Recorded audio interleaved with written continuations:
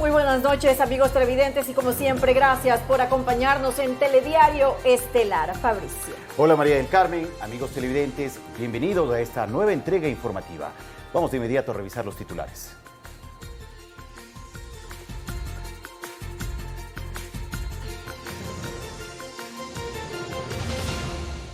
Varias reformas al Código de la Democracia se aprobaron en la Asamblea Nacional.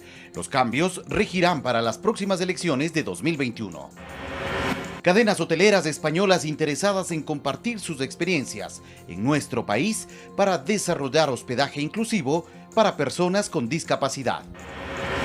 Con actividades lúdicas y recreativas, se conmemoró el Día Internacional de las Personas con Discapacidad. El Gobierno Nacional, a través de todos sus servicios, promovió la atención integral a este grupo prioritario. La Secretaría Anticorrupción investiga 2 casos más en los que estaría involucrada María Sol Arrea, exfuncionaria del IES, quien tiene prisión preventiva por el delito de lavado de activos. Un ex capitán acusado de narcotráfico y vinculado con el cartel de Sinaloa fue asesinado en el Centro de Privación de Libertad Zonal 8 en Guayaquil. La Fiscalía investiga el hecho. En lo internacional, luego de viajar 21 días por el mar, la activista sueca Greta Thunberg llegó a Portugal. Ahora se desplazará a Madrid para asistir a la cumbre del cambio climático. Y en los deportes, Carlos Alejandro Alfaro Moreno asume la presidencia de Barcelona Sporting Club por un periodo de 4 años.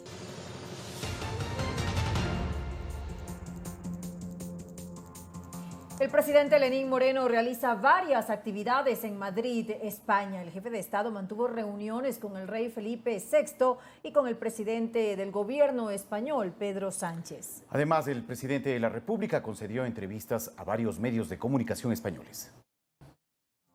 Entre las actividades que cumplió en Madrid, España, el presidente de la República, Lenín Moreno, dialogó con el rey Felipe VI sobre los temas de interés de la cumbre mundial y asuntos de índole bilateral.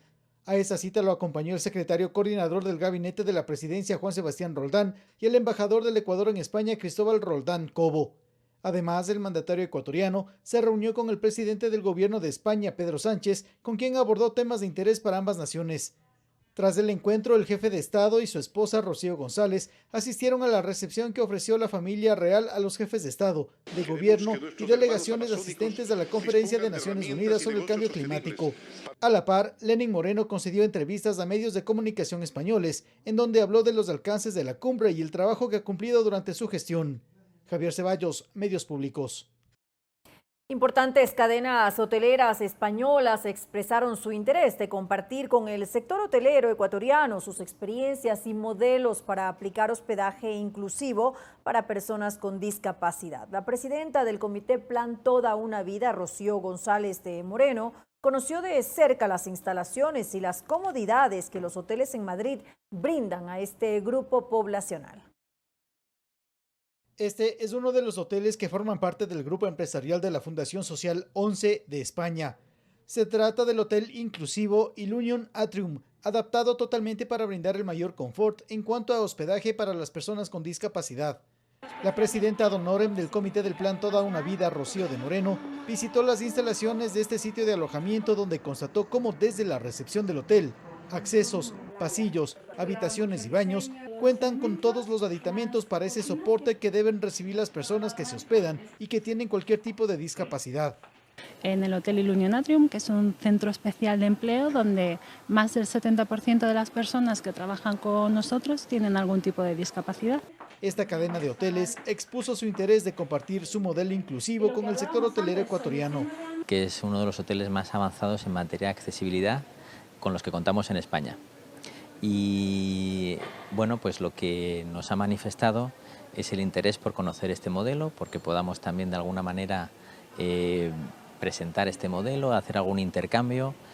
A decir de la presidenta ad honorem del Comité del Plan Toda una Vida, este tipo de hospedaje especializado para personas con discapacidad lo que hace es garantizar autonomía, accesibilidad y respeto a los derechos de las personas que pueden valerse por sí mismas, más aún si cuentan con las ayudas necesarias. Javier Ceballos, Medios Públicos.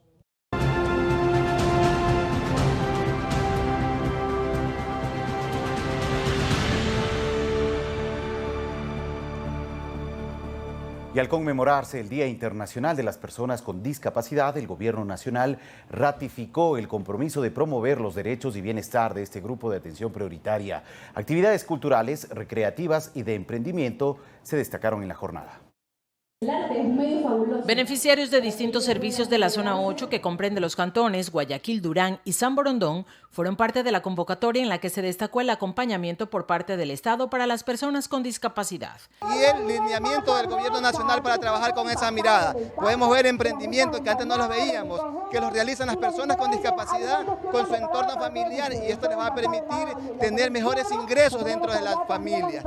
Son 189.290 personas con discapacidad beneficiarias de bonos y pensiones. Asimismo, 34.698 reciben acompañamiento en los servicios de atención en el hogar, centros de referencia y acogida y centros diurnos, con una coordinación que se realiza desde el plan Toda una Vida. Coordinamos y articulamos con los diferentes ministerios, sea Ministerio de Salud, cuando encontramos una persona que necesita atención médica, calificación de discapacidad, atención integral, no solamente a la persona con discapacidad, sino a su núcleo familiar. Los cuidados que recibe este grupo de atención prioritaria en diferentes modalidades permite que se desarrollen nuevas habilidades, fortaleciendo así su autonomía, mejorando incluso el entorno familiar. Las personas de discapacidad necesitamos respeto porque nosotros no queremos violencia, queremos en paz. Estoy muy contento de saber que mi hijo el día de mañana, si yo llego a faltar, él puede defenderse en muchas áreas, no solamente cruzar las calles, sino en un trabajo, en la casa. Actividades artísticas y exposiciones de emprendimiento se mostraron en Guayaquil en la conmemoración del Día Internacional de las Personas con Discapacidad, declarado así en 1992 por la Asamblea General de las Naciones Unidas. Guadalupe Ayoví, Medios Públicos. Ecuador garantiza la inclusión en temas laborales, educativos y de salud para más de 466.000 personas con discapacidad a nivel nacional. Así lo destacan varios ciudadanos al conmemorarse su Día Internacional. Actualmente en el país existen 466.236 personas con distintos tipos de discapacidad, entre ellas física, intelectual, auditiva, visual y psicosocial. ¿Cómo ha cambiado la situación de este sector de la población en temas de acceso a educación y salud? El cambio más notorio es más que nada el integrarnos a la sociedad. Es muy beneficioso acceder, por ejemplo, a una silla de ruedas que la más económica, súper económica, está por $200. A nivel nacional, 72.167 personas con discapacidad cuentan con un trabajo digno. 50.626 laboran en el sector privado, 17.634 en el sector público y 3.907 tienen a una persona sustituta. Me llamaron para una oferta de trabajo aquí en Produbanco. Al principio no me lo esperaba. Carlos Arce tiene 32 años, nació con discapacidad auditiva, al igual que 11 de sus familiares. Él destaca cómo se respetan sus derechos. En el tema de educación, ha habido mayor atención a personas con discapacidad, el apoyo para que las personas con discapacidad puedan desenvolverse mejor y desarrollarse en el ámbito de la educación. Más empresas están gustosas de que podamos incluirnos en el ambiente laboral.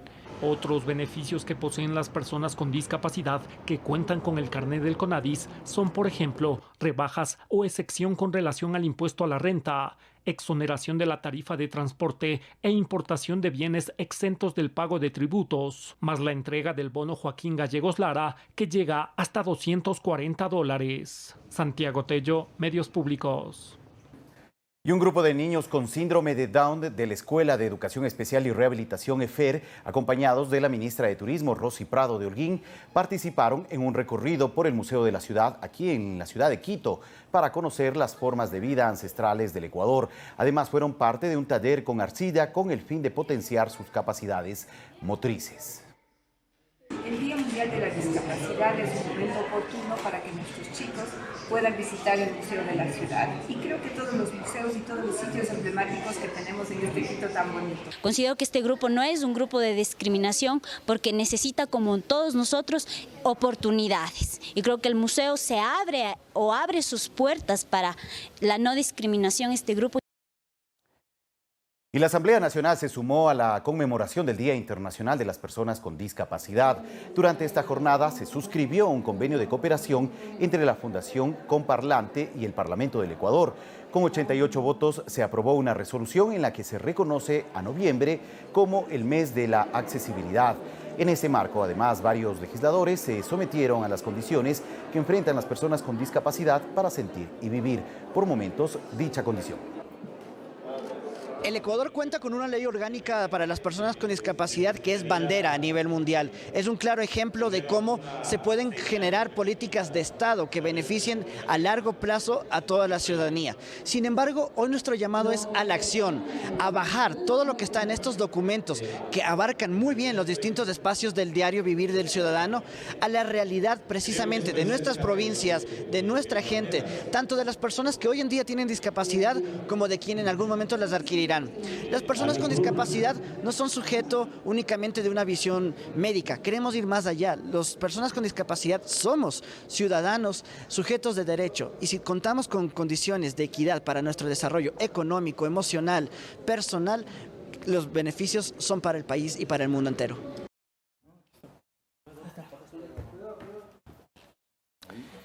(20:11). En el espacio de entrevistas nos acompaña Javier Torres, consejero de Gobierno y también presidente del Consejo Nacional para la Igualdad de Discapacidades, CONADIS, con quien conversaremos sobre este día tan importante, el Día Internacional de las Personas con Discapacidad. Un día importante porque también en mi caso personal tengo 2 hermanos con discapacidad y sin duda vivir con una persona con discapacidades a uno le hace aprender y ver la vida de forma distinta. Gracias, Javier, por acompañarnos.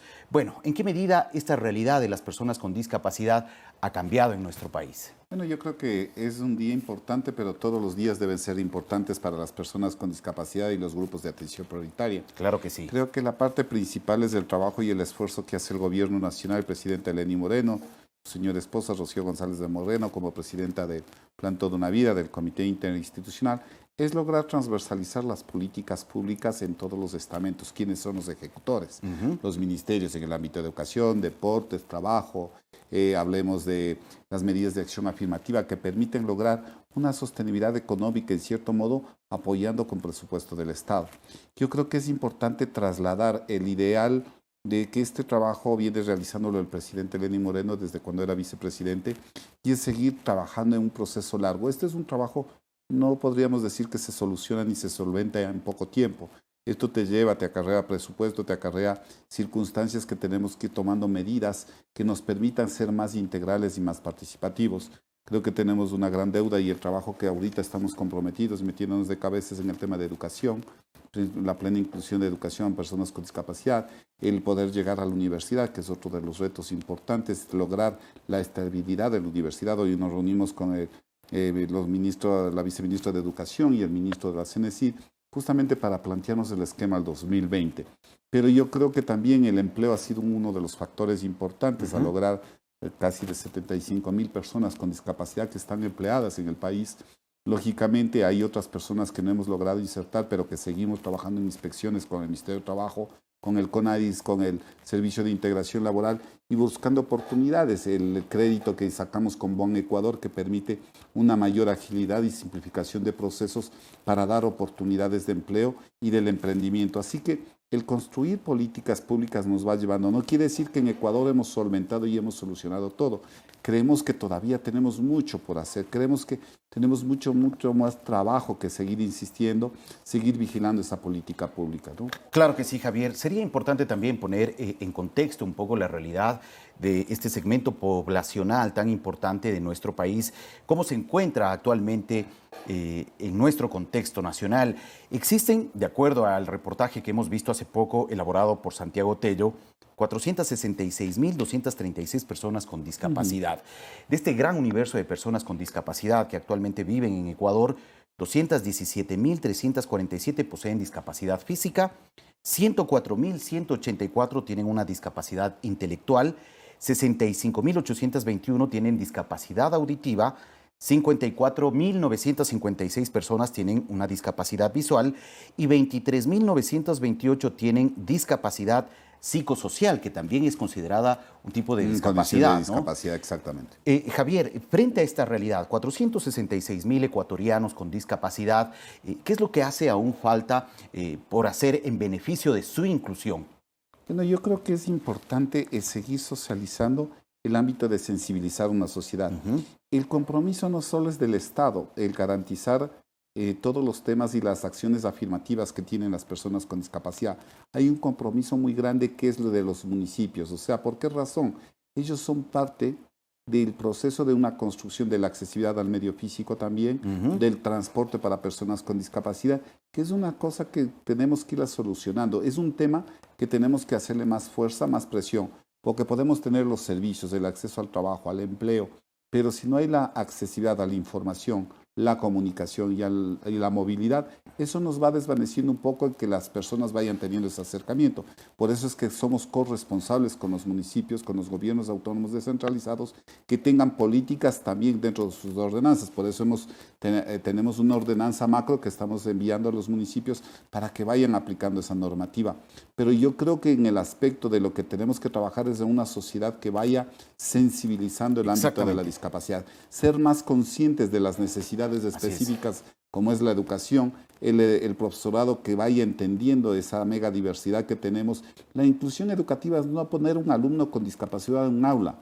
Hay que entender que el educador tiene que entender y comprender y no hacerle otro tipo de tareas o ponerle al rincón, sino que lo importante es lograr que esos 46,000 personas que están integradas en el ámbito educativo reciban una atención, y eso es lo que estamos trabajando con el Ministerio de Educación.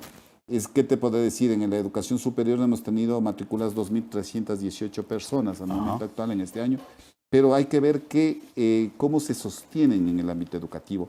Las pruebas adaptadas, todo lo que llega, la cuota que tienes que tener en las universidades, la exigencia de becas, todo ese trabajo hay que seguirlo haciendo, y eso hay que trabajarlo con la sociedad civil. Bueno, sin duda hay una serie de acciones y de decisiones que se han tomado a nivel gubernamental por parte de las autoridades que buscan generar beneficios para este segmento poblacional, generar una mayor inclusión, pero hay un elemento muy importante que has mencionado, el poder generar también una cultura de respeto hacia las personas con discapacidad, entender que este segmento poblacional requiere también de nuestro apoyo, de nuestra comprensión, de nuestra ayuda, para que finalmente ellos también puedan sentirse en un ambiente amigable, no hostil, y que permita también su desarrollo, su mejor desarrollo. ¿Hay en Ecuador esa cultura de respeto, de comprensión frente a esta realidad? Yo creo que hemos ido ganando mucho. Creo que hemos ido sensibilizando cerca de 330,000 empleados públicos, por ejemplo, usando la tecnología y la plataforma. La preocupación del presidente en el ámbito educativo, cuando quitamos aranceles a la telefonía, a la tecnología, eso nos ayuda a educar y a formar. Pero creo que es importante que esa tecnología y esa aplicación es un reto para nosotros de conseguir una sociedad mucho más sensible. Por decirte, no tenemos muchos intérpretes de lengua de señas. Nuestro reto al próximo año es tener un centro de transferencia para las personas con discapacidad auditiva, donde el intérprete, por medio de una aplicación que lo estamos trabajando con Mitel, que hemos firmado también hoy día con Japón y con el ministro Michelena, es lograr un aplicativo para que podamos prestar ese servicio con el teléfono celular. Cuando voy a alguna institución, tener un call center con intérpretes de lengua que pueda decir y transmitir el texto de lo que necesita esa persona. Los avances de lo que se va haciendo dentro de la convención se establecen de manera progresiva. Ecuador ha ido avanzando en política pública. Vemos a la primera dama justamente hablando del turismo inclusivo, que es lo que nosotros pretendemos también. De estos hoteles inclusivos, exactamente, ¿no? Que se tenemos en España. ruta, tuviste ahora la ministra Rosy recorriendo con los niños con síndrome de Down, guías también que tenemos que ir fomentando las rutas para personas con discapacidad, porque el turismo es una parte de la economía que atrae y que financia muchas acciones. Entonces, el tema de vivienda, hemos logrado tener vivienda accesible con diseño universal para las personas de escasos recursos económicos, y que esperamos que esas normativas que se emitieron en su momento se las vaya respetando, considerando de que hay que trabajar por una plena inclusión.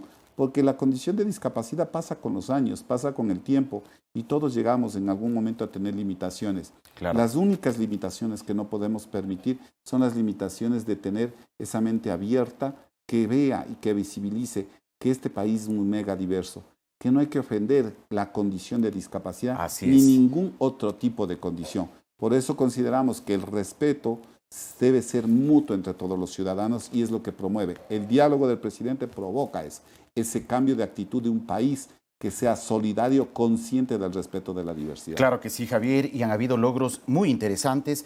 Más de 72,000 personas con discapacidad cuentan actualmente con un trabajo digno. De ese número, más de 50,626 personas laboran en el sector privado, 17,634 en el sector público, y también hay una serie de beneficios que se han impulsado en el transcurso de estos últimos años para las personas con discapacidad. Rebajas, exenciones con relación a impuesto a la renta, hay exoneración de la tarifa del transporte, hay importación de bienes exentos de pagos de tributos como vehículos para mejorar y facilitar la movilidad, el acceso al bono Joaquín Gallegos Lara por $240, y en fin, hay una serie de decisiones que se han tomado, pero aún hay que hacer más, ¿no? Yo creo que hay que seguir haciendo más. Muchas veces, a veces se pretende y mucha gente dice, es que no es un gobierno proteccionista. No, hay que equilibrar la condición de la persona en esa condición de vulnerabilidad. Muchos padres que tienen que atender a sus hijos, muchos padres que cuando tienen un hijo con discapacidad generan un gasto mucho más fuerte en el hogar, pero por eso el Estado va pensando en esa posibilidad de poder equilibrar esa economía para poder impulsar procesos que sean más constructivos. Nos falta por hacer, sí, todavía nos falta por hacer.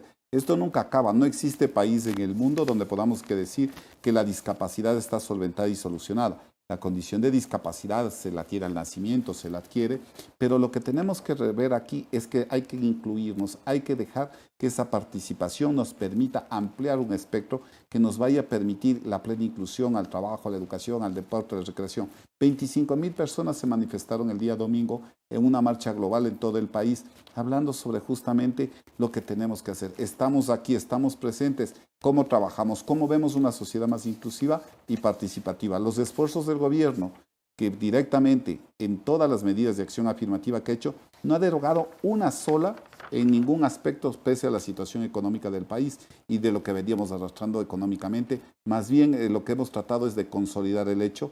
Lógicamente ha habido circunstancias, que ha habido retiros de algunas circunstancias de bonos que estamos retomando, revisando, pero el presidente ha dispuesto que todos estos procesos de construcción de una política debe mantenerse y debe darse, y ese es el apoyo de todos los ministros que en el gabinete los ven visibilizados desde todo ese impulso. Muy bien, muchas gracias, Javier, por la información, éxitos y a seguir este trabajo tan intenso y tan sacrificado también en beneficio de las personas con discapacidad. Gracias por el tiempo, Javier. Gracias. Agradecemos a Javier Torres, presidente del Consejo Nacional para la Igualdad de Discapacidades, CONADIS, y también consejero de Gobierno, por ofrecernos información de este trabajo que se cumple en beneficio de las más de 466,000 personas con discapacidad que hay en el país. Un fuerte abrazo a todos nuestros hermanos ecuatorianos que sufren y que tienen una discapacidad, exactamente, no, que tienen una discapacidad y que finalmente siguen adelante en la vida. Y un abrazo especial sobre todo a mis dos hermanos, Alex y Santiago, también que tienen discapacidad y que día a día luchan por seguir adelante. También a los padres que están a cargo de las personas con discapacidad. La familia ante todo. Exactamente, la familia que se sacrifica mucho para apoyar el desarrollo de las personas con discapacidad. 20:23. Vamos ahora, y es momento de irnos a una pausa comercial, pero antes les presentamos el Parque Ichimbía, un lugar emblemático de Quito a propósito de los 485 años de fundación de nuestra querida capital.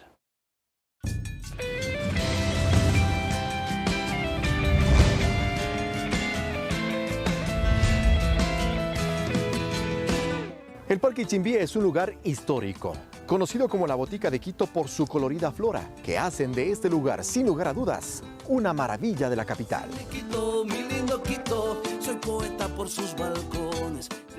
Ubicado en el límite oriental del centro histórico, a una altura de 2.910 metros sobre el nivel del mar. Desde aquí se puede tener una mirada panorámica de 360 grados del norte, del centro y del sur de la capital. Y con ello, poder divisar las catedrales, sus iglesias, las montañas y nevados, las fachadas de sus casas y más, mucho más.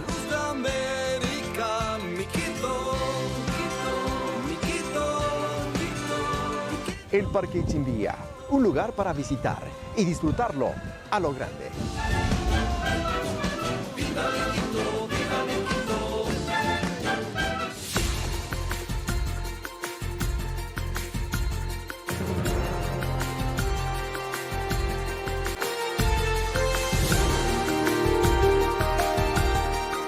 Continúa la discusión en la Comisión de Régimen Tributario con el fin de aprobar el informe para segundo debate que se prevé realizar este miércoles. El devengamiento para las empresas telefónicas y las exenciones para la banca son dos de los temas que todavía no alcanzan consensos.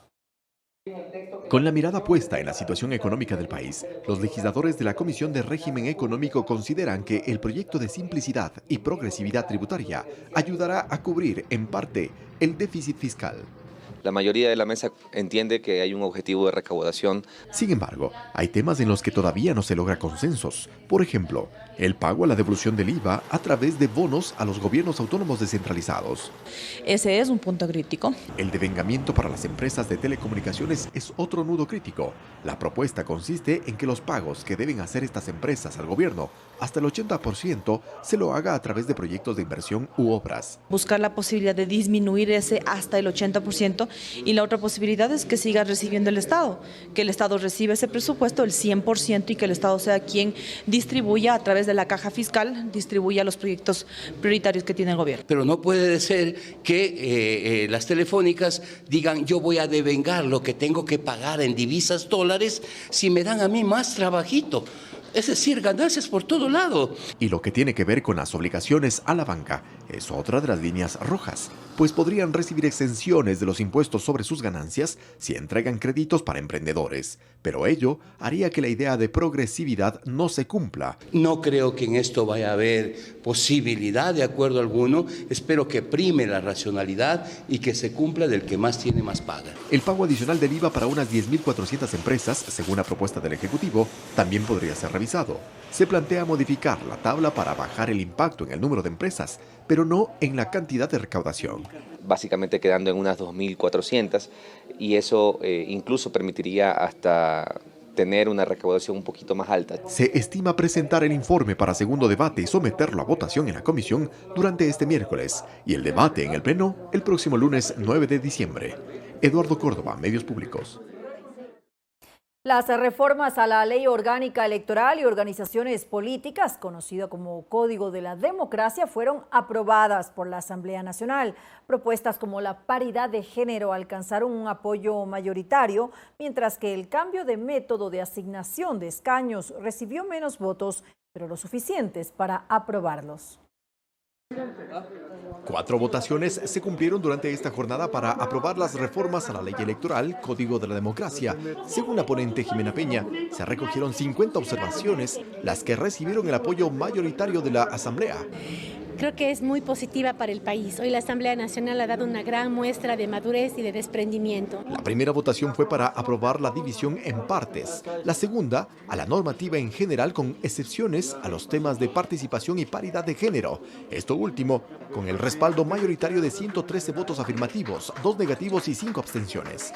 Es el primer país en Latinoamérica y en la región que establece equidad y paridad en la representación. Y lo segundo, que me parece muy interesante, que el binomio presidencial al año 2025 tenga obligación de paridad. La votación sobre el cambio de método de asignación de escaños para dejar de usar el de Hunt y aplicar el de Webster recibió 76 votos afirmativos, 42 negativos y 4 abstenciones. De un perverso sistema denominado de Hunt, que le hizo mucho daño a la democracia y que causó unas desigualdades que no son propias de una democracia madura. Esto me parece a mí un retroceso.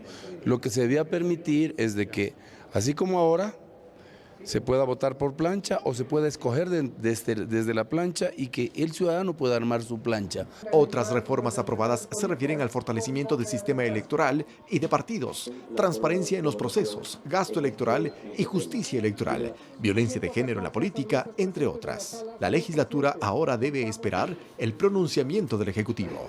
Sí, más allá de la independencia que tiene cada función como tal, se han estado coordinando los temas con el Ejecutivo, así que esperemos de que en ese sentido pues no vengan mayores novedades en torno al veto como en esta ley.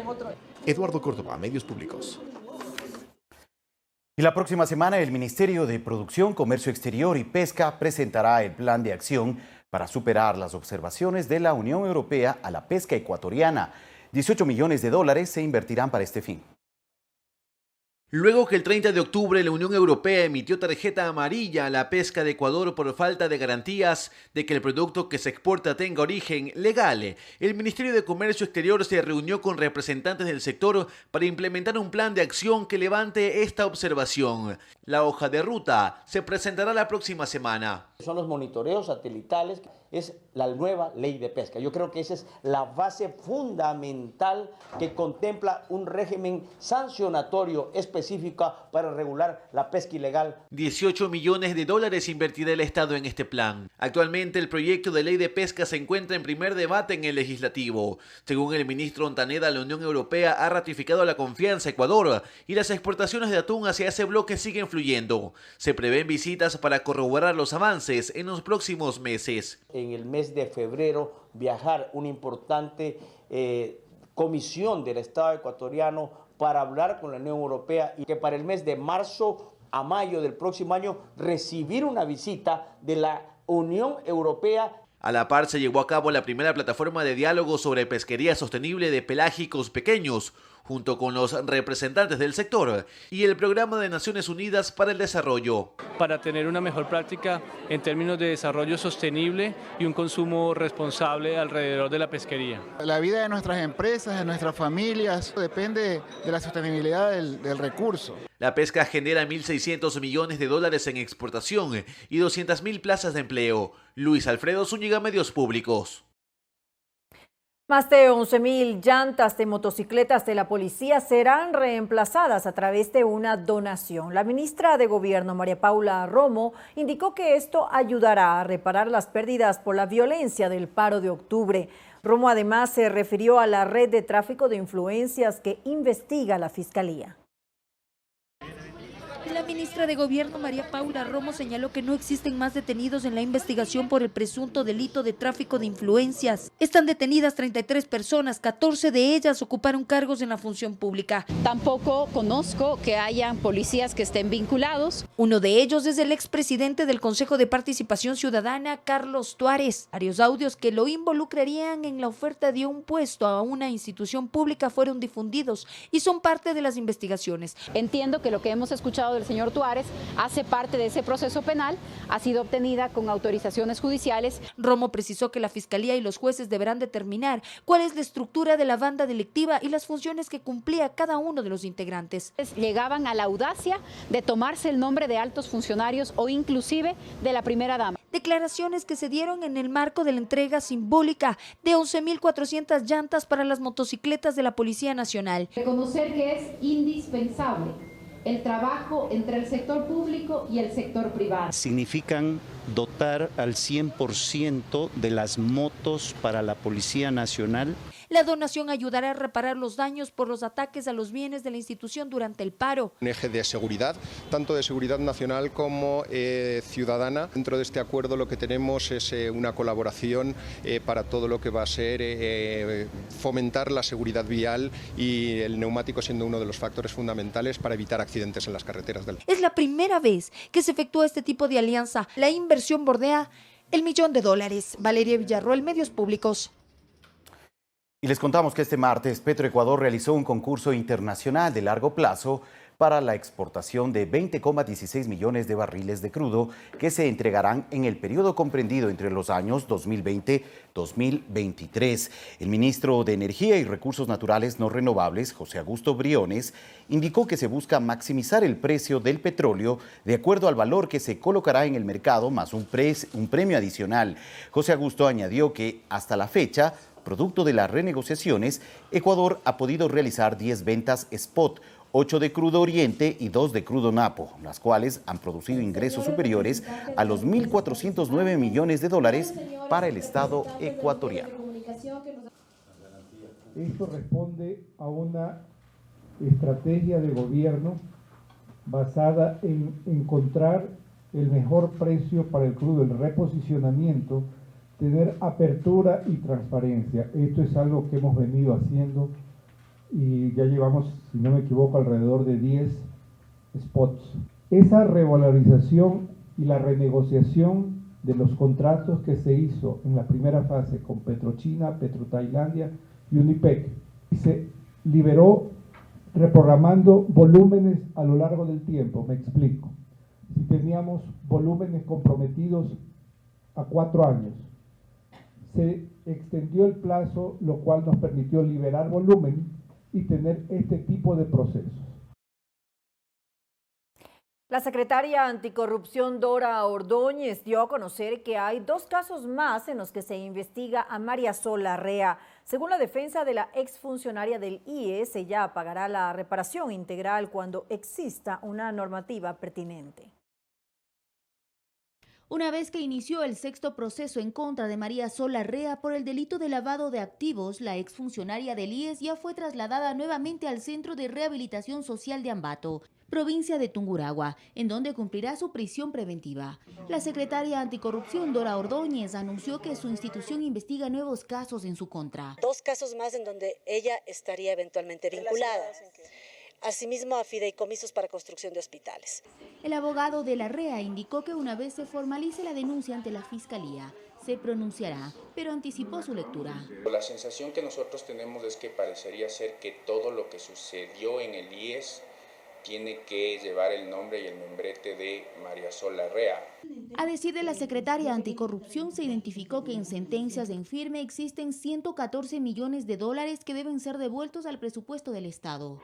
En el caso de María Sol Larrea, por 4 condenas debe reparar al Estado 4.4 millones de dólares. ¿Cómo recuperamos esos dineros que además ya han sido motivos de sentencias en firme?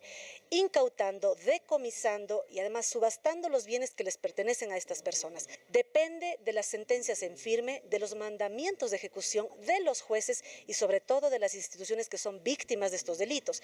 A decir de la defensa de Larrea, la exfuncionaria pagaría de existir una normativa pertinente. Lamentablemente en el país no existe por el momento una normativa que ayude al Estado a poder recuperar las reparaciones que han dispuesto los diferentes órganos jurisdiccionales. La secretaria anticorrupción insistió en la necesidad de que se apruebe la ley de extinción de dominio, la misma que facilitará la recuperación de estos dineros. Olga Velasco, Medios Públicos. Y este martes se inauguró el evento Jornadas Anticorrupción en la plataforma gubernamental en el sector norte de Quito.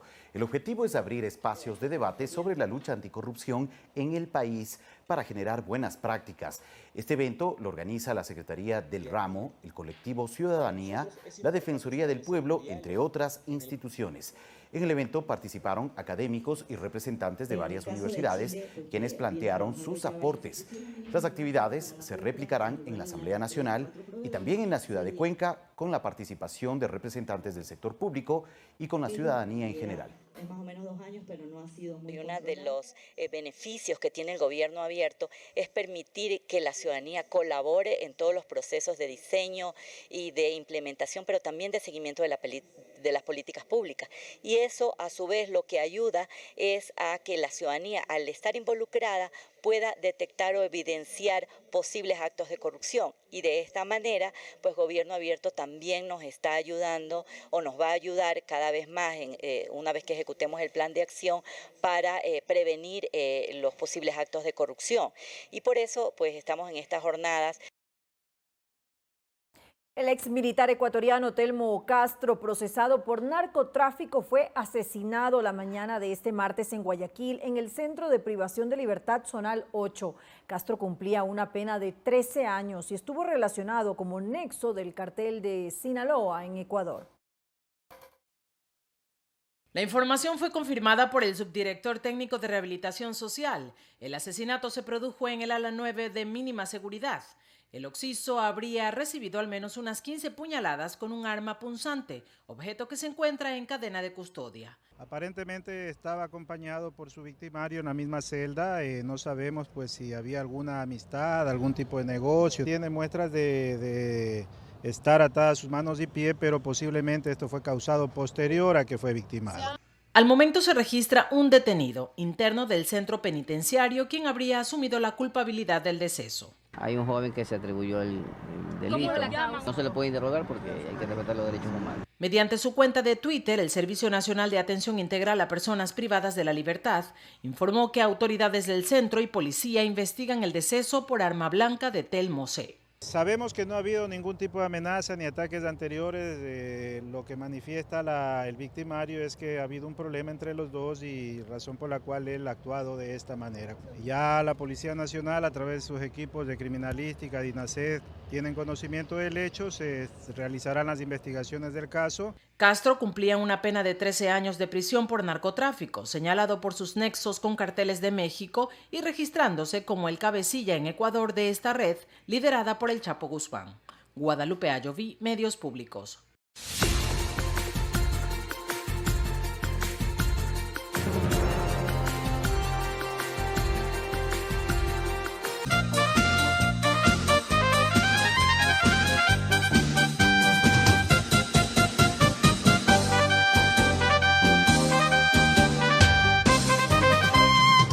Es un Edén de maravillas, poblado entre mil versos. En Quito se promueve el arte y la cultura a través de espacios independientes que permiten que artistas nacionales e internacionales difundan sus trabajos artísticos. Con 40 imponentes iglesias, 16 conventos y monasterios y alrededor de 5.000 inmuebles patrimoniales, Quito se constituye como una de las primeras ciudades que lleva el sello de Patrimonio Cultural de la Humanidad. Esta distinción la recibió de la UNESCO en 1978. Además, hace gala de uno de los centros históricos con más historia y belleza del mundo. Víctor Niama, de la Casa de la Cultura Ecuatoriana, recuerda cómo desde la década de los 70 destacaba la capital. Era el centro cultural del país, era aquí donde había que venir a ver lo mejor, tanto en música, en teatro, en literatura. Actualmente la Casa de la Cultura es un espacio que ofrece de forma gratuita programación para fomentar la lectura, el arte, el cine y la música que acompaña la alegría del quiteño. Cada semana se están haciendo lanzamientos de obras pictóricas, de libros, de actividades culturales en el teatro, en el cine, en la música. En la capital se destaca la presencia del único cine de barrio con el que cuenta el país, el 8 y medio, ubicado en el corazón de la Floresta, un sitio que recoge la mixtura entre lo tradicional y lo moderno. El lugar ofrece una propuesta alternativa para quienes se inclinen por la cultura en estas festividades. Nosotros somos espacios de construcción de pensamiento, somos espacios donde se genera finalmente la crítica, la reflexión de una sociedad. Un estudio desarrollado en 2014 identificó que Quito cuenta con 45 espacios independientes y autogestionados de cultura. Entre ellos está el Patio de Comedias, la Casa Toledo, entre otros. Y el arte tiene esa capacidad de incentivar aprendizaje, reflexión, despertar los sentidos y eso creo que es importante para también ser felices como seres humanos. Sitios que los puede visitar a propósito de las fiestas que se viven en la capital. Olga Velasco, Medios Públicos. Y el barrio La Floresta, ubicado en el centro norte de Quito, es un sector de bohemia y tradición. Sobresale el entusiasmo y esmero de sus moradores, quienes brindan calidez y vida a este punto de la capital. Conozcamos más de este tradicional sector de la ciudad. La Floresta es un barrio de bohemia y tradición. Este espacio, que se ubica en el centro norte de Quito, sobresale por la construcción moderna y también colonial en las casas de tejas. Es un espacio ideal para los emprendedores que exhiben sus variados productos, así como un sitio fundamental por los cines y teatros apostados en sus coloridas calles. Es un barrio bohemio lleno de artesanos. Y a eso es como yo también soy artista y soy músico, me siento influenciado con eso, relacionado. La cultura urbana ocupa un importante sitial en este lugar, en donde los grafiteros imprimen sus hábiles creaciones en cada punto de la ciudad. El mercado de La Floresta tiene más de 100 años de construcción. Sin embargo, fue restaurado en el 2008, siendo un punto de encuentro de turistas nacionales e internacionales por la sencillez de las caseritas, así como lo sabroso de sus presentaciones. Tenemos variedad de comida todos los días. Tenemos 5 menús como almuerzo y sobre todo son precios cómodos, que es $2 por cada almuerzo. También tenemos tortillitas de verde, tortillas de yuca en la mañana, mote con chicharrón, con fritada. Entonces, todo eso podemos tener. El plato tradicional, el caldo de pata, y es un gusto en este momento poder compartir y degustar tan deliciosa comida aquí en el mercado, que tiene bastante tradición. La Floresta es un barrio de artesanos, pintores y músicos que forjan su futuro de miras al desarrollo. Puedes ver a lo que tú caminas, te das una vueltita, ves grafitis, ves arte en las paredes, ves casas viejas que están rediseñadas.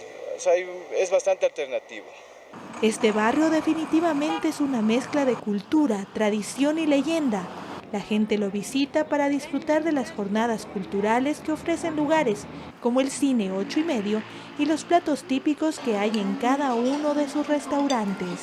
María Elena Vaca, Medios Públicos. Y ahora conozcamos las distintas actividades que se desarrollarán durante estos días en homenaje a la Carita de Dios.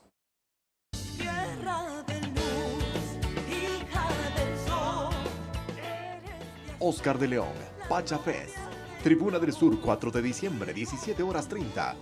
Chino Miranda, Tierra Canela, Heredia, Banda de Pueblo. Jerry Rivera, Tribuna de los Iris, 4 de diciembre, 18 horas.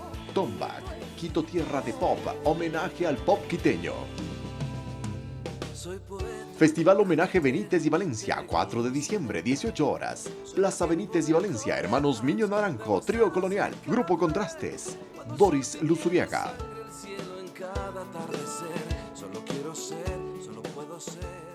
Y antes de irnos a una pausa, les presentamos junto a nuestra compañera Valeria Villarruel uno de los tradicionales parques de la capital ecuatoriana.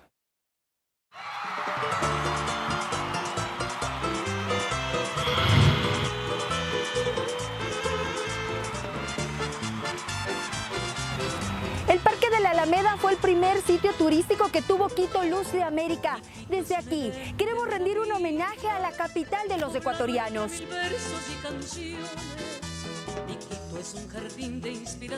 La gran cantidad de álamos sembrados dio nombre al parque, que tenía una reja alrededor y a donde acudían los quiteños los fines de semana para compartir con amigos y familiares. Brilla con la aurora de su gloria, como brilla la luna en la alameda. Pero por las características del suelo, esta especie no creció, fue reemplazada con sauces y nogales. Es la reina de mis amores, mujer quiteña, linda mujer. El parque sigue siendo muy visitado y tiene atractivos como el Churo, un mirador desde donde se puede observar la Basílica del Voto Nacional y el volcán Pichincha. Aquí también está ubicado el Observatorio Astronómico. Desde el centro histórico de Quito, al pie de la laguna y rodeados de árboles centenarios, queremos gritar fuerte: ¡que viva Quito!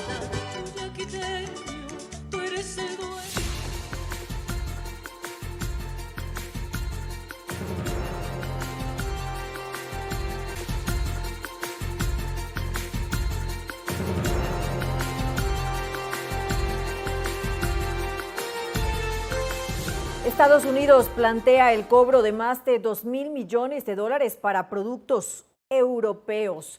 Esto como respuesta al cobro de Francia sobre los servicios digitales de grandes tecnologías como Google y Facebook por parte del gobierno francés.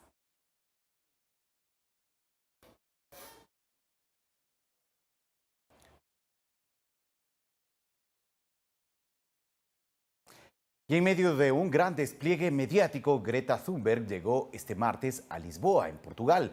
La activista medioambiental cruzó el Océano Atlántico tras 22 días a bordo del catamarán La Vagabonde para participar de la Cumbre del Clima que se desarrolla en Madrid, España. Greta Thunberg ha cumplido este martes con su meta de cruzar el Atlántico para estar en la Cumbre del Clima de Madrid sin saltarse sus principios.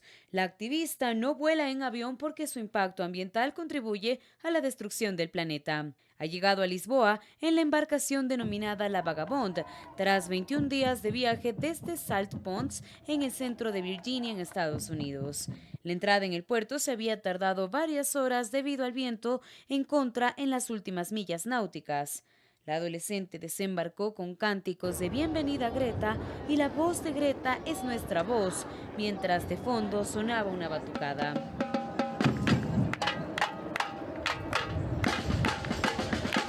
It feels very good, doesn't it, to be welcomed in such a way. So thank you so much. La activista de solo 16 años permanecerá este martes en Lisboa, pese a que inicialmente se había informado que por la noche tomaría el tren nocturno que une a la capital portuguesa con Madrid. Será la primera visita de Thunberg a la principal ciudad española desde que saltó a la fama hace solo 15 meses, cuando en Estocolmo tomó la decisión de dejar de ir a clases los viernes para protestar por la emergencia climática. Su gesto fue imitado en todo el mundo gracias al poder de las redes sociales. I, as well as the other climate activists, we will not stop. We will continue to do whatever we can. Mientras tanto, el Ayuntamiento de Lisboa le ha preparado 2 coches eléctricos que funcionan con baterías de litio. Greta Thunberg todavía no ha revelado detalles de sus planes en Madrid para la cumbre, que durará hasta el viernes 13 de diciembre. Por su parte, el equipo de jóvenes de Fridays for Future en Madrid ya han tenido conversaciones con miembros del equipo de Thunberg y dan por hecho que asistirá a la manifestación del viernes, que partirá de la estación de Atocha a las 18 horas con dirección a nuevos ministros. Carla Arzentales, Medios Públicos.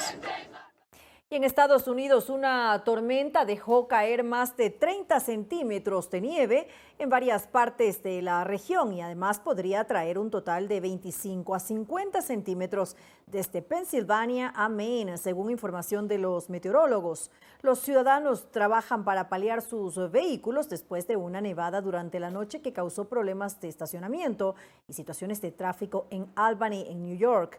Las malas condiciones del tiempo han dejado muertes, la cancelación de más de 400 vuelos y otros 2.300 retrasados. Y las lluvias en Francia ya han cobrado 12 vidas, además de cuantiosos daños materiales. Luego de 11 días de precipitaciones, 14 departamentos del país se mantienen en alerta amarilla. Escuelas cerradas, líneas de tren cortadas, decenas de familias evacuadas, además de una persona desaparecida y 12 fallecidas, son las consecuencias de las fuertes lluvias y viento que azotan el sudeste de Francia desde hace 11 días. Solamente el domingo pasado, el temporal cobró la vida de 3 miembros de un equipo de rescate, cuyo helicóptero se accidentó mientras se dirigían a una intervención. Además, se reportaron las muertes de 2 agricultores, que fueron llevados por la corriente de ríos crecidos mientras trataban de socorrer a sus animales. Los departamentos más afectados, Var y Alpes Marítimos, se mantuvieron en alerta roja hasta el lunes, cuando las lluvias bajaron de intensidad, aunque se mantienen en alerta naranja por las condiciones en las que quedaron y hasta que el temporal mejore. La alerta roja se levanta, pero deja tierras devastadas por las inundaciones. Mis pensamientos a todos aquellos que han sufrido en las últimas semanas el mal tiempo en el sur, especialmente a las familias y seres queridos de nuestros conciudadanos que perdieron la vida. Todavía hay 14 departamentos franceses en vigilancia amarilla por riesgo de inundaciones. Mientras tanto, otros países se ven afectados por este fenómeno, como Italia y España. Este último, con prácticamente todo el litoral mediterráneo en alerta, especialmente en las provincias de Valencia y Alicante. Coralía Pérez, Medios Públicos.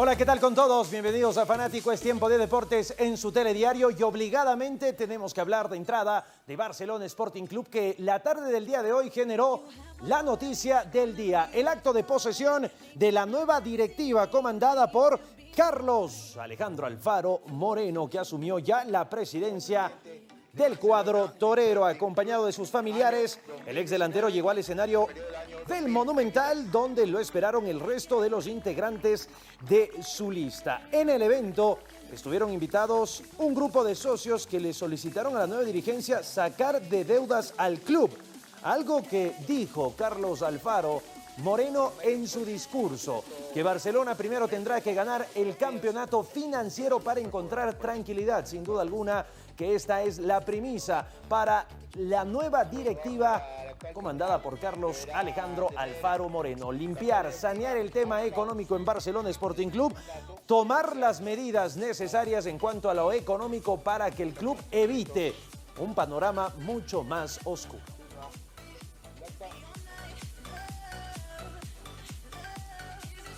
Y seguimos con información porque la noche de ayer La Asociación de Futbolistas Ecuatorianos tuvo la gala de sus premios 2019 para premiar justamente a lo mejor del fútbol ecuatoriano. Les voy a contar el 11 ideal que quedó conformado por Pedro Ortiz de Delfín, Pedro Perlaza, Moisés Corozo, Darío Aymar y Mario Pineida. Ahí la corrección. En la media cancha, Cristian Pellerano, de Independiente del Valle, Jefferson Orejuela, el único de Liga de Quito, y Sebastián Pérez, el colombiano perteneciente a Barcelona Sporting Club, bueno, que pertenecía porque no continuará en el cuadro torero. En la delantera, 3 los elegidos: Fidel Martínez de Barcelona, Luis Amarilla de Universidad Católica y Michael Estrada en esta votación que realizan los técnicos y jugadores de nuestro país. También se premió al mejor gol para Carlos Garcés de Delfín, el que le marcó a América de Quito en octubre pasado. John Sánchez, de Independiente del Valle, que tuvo una gran temporada en Copa Sudamericana, fue reconocido como el joven revelación de la temporada. Y como mejor entrenador del 2019, el premiado fue Paul Vélez de Macará, quien ganó en las votaciones a Santiago Escobar, el técnico de Católica, y a Miguel Ángel Ramírez, el técnico de Independiente del Valle. Tiempo de premiación también en el fútbol ecuatoriano. Buena sensación. Y queremos contarles la historia de Edison Cajas, este deportista ecuatoriano que ama el deporte paralímpico y que se prepara una vez más para demostrar que las adversidades físicas se pueden conquistar. Ahora, después de practicar varios deportes, tenis, baloncesto, entre otros, intentará completar la maratón de Guayaquil y de Manta en esa handbike, una bici de manos, gracias al apoyo de la empresa privada. Y ya está con su entrenamiento en el Parque Bicentenario, donde con carreras cortas está poniéndose a punto para lo que será el próximo año estas maratones en Guayaquil y en la ciudad de Manta. Toda la suerte para Edison Cajas en nuestra nueva aventura deportiva. Y ya que hablamos de nuevas aventuras deportivas, esta es una verdadera tradición en nuestro país y en la ciudad de Quito, el Mr. Quito y Miss Quito, que se desarrolló este pasado fin de semana, también para homenajear a la capital de los ecuatorianos. Varias categorías se disputaron, más de 200 participantes presentes, para terminar premiando a los mejores y las mejores físico-culturistas. Además, también hubo una categoría de fitness en esta edición 2019 de Mr. y Miss Quito, que se desarrolló con total normalidad y éxito. Ya nos tienen acostumbrados a realizar este tipo de eventos.